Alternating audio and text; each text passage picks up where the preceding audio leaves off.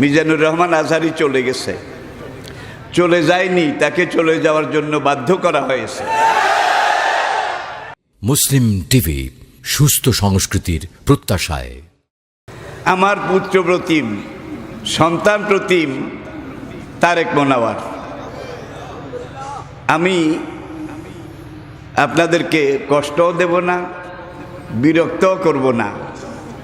মিজানুর রহমান আজহারী থেকে শুরু করে আজকে এই ময়দানে যারা আছে, আল্লাহর শুকর, তারা সবাই আমাকে আব্বা ডাকে। সামনে আসলে কদম বুসি করে। আমার জীবনে এর চেয়ে বড় পাওয়া আর কিছু বোধহয় হতে পারে না, নাইও। তো আমার ছেলে তারেক, সে আজকে আপনাদের সামনে চুলচেরা দীর্ঘ আলোচনা করবে। আমি শুধু নামাজ, রোজা, ইবাদত বন্দিগি, শরীয়ত, তরিকত, হাকিকত, ইসলামের ইতিহাস, ঐতিহ্য, এগুলোর উপরে সবসময় আপনারা ওলামায়ে কেরামের কাছে বক্তব্য শুনেন। আর আমি আল্লাহর শুকর, বর্তমান শুধু বাংলাদেশ নয়, এই বয়সে পুরা পৃথিবী ঘুরে বেড়াচ্ছি এবং আমি কিছু ব্যতিক্রমধর্মী, কোরআনের উপরে গবেষণাধর্মী কথাবার্তা এটা বলার চেষ্টা করছি। ঘোষণায় আপনারা বলেছেন ডক্টর, আমি এটার প্রতিবাদ করতে করতে একেবারে ক্লান্ত হয়ে গেছি। আমি আসলে ডক্টর না। পাকিস্তান আমলে যখন লেখাপড়া করি তখন ডক্টর হতে হলে বিদেশে যাওয়া লাগতো। আজকের মতো ডক্টরেট নেওয়ার মতো এত ব্যবস্থা, এত দোকানপাট তখন ছিল না। তারপরও মিজানুর রহমান আজহারী মাঝে মাঝে বলতেন যে উনি আমাদের বাপের সমান ডক্টর না, কিন্তু ডজন ডজন ডক্টরদেরকে পড়াবার মতো এলেম আল্লাহ ওনাকে দিয়েছেন। এই জন্য অনেকে ডক্টর মনে করে, আসলে কথাটা ঠিক নয়। আজকে সব কিছু বাদ দিয়ে আমি দুইটা কথা বলবো। কয়টা? মিজানুর রহমান আজহারী চলে গেছে, চলে যায়নি, তাকে চলে যাওয়ার জন্য বাধ্য করা হয়েছে।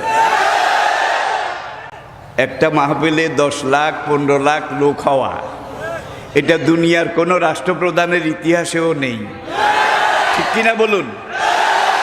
আর একজন রাষ্ট্রপ্রধান যখন কোনো এলাকায় যায়, সেখানে রিজার্ভ গাড়ি দেওয়া হয়, জায়গা জায়গা থেকে গাড়ি প্রেরণ করা হয়, সার্ভ করা হয়, তাদেরকে ভাড়া দেওয়া হয়, খানা দেওয়া হয়, গরু জবাই করে একেবারে মোরগ মুসাল্লাম, বিরিয়ানি এগুলো দেওয়া হয়। তারপরে যাওয়ার সময় আবার কিছু নগদ হাদিয়াও দেওয়া হয়। কিন্তু আমাদের মাহফিলে, আমার ছেলেদের, আমার সন্তানদের মাহফিলে যারা আসে, তারা নিজের খরচে আসে, নিজের খরচে খায়। আজকে তাকে এই দেশে থাকতে দেওয়া হয়নি। সোজা কথা, সংক্ষিপ্ত কথা, চূড়ান্ত কথা, শেষ কথা, মিজান আবার আসবে, বিজয়ীর বেশে আসবে। এই দেশের তাওহীদি জনতা এমন ইতিহাস সৃষ্টি করে তাকে আলিঙ্গন করবে ইনশাআল্লাহ।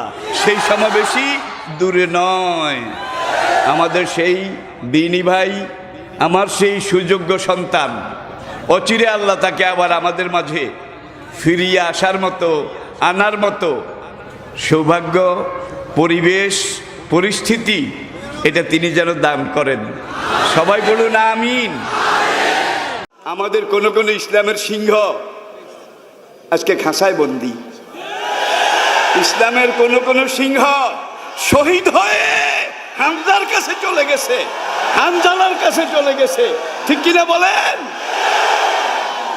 আমিও তো বেল শেষ বুঝেন তো, কিন্তু আমাদের বেগ্রসানা, আমাদের সিংহের বাচ্চাদেরকে ময়দানে ছেড়ে দিয়েছি, আলহামদুলিল্লাহ ছেড়ে দিয়েছি। গণনা করলে তারা এখন 100-র কম হবে না। একটারে খাঁচায় আটকাইলে আরো 100টা বাইরে হয়। এটা তো আপনারা নিজের চোখে দেখতে পাচ্ছেন। সুতরাং এটা আটকানোর জিনিসও নয়, ঠেকানোর জিনিসও নয়। কোরআন বলছে আল্লাহু মুতিম্মু নূরিহি ওয়ালাউ কারিহাল কাফিরুন। আলহামদুলিল্লাহ, আলহামদুলিল্লাহ। এই এগুন বেগুন আর হলা বেগুনে আরে আব্বা কয়।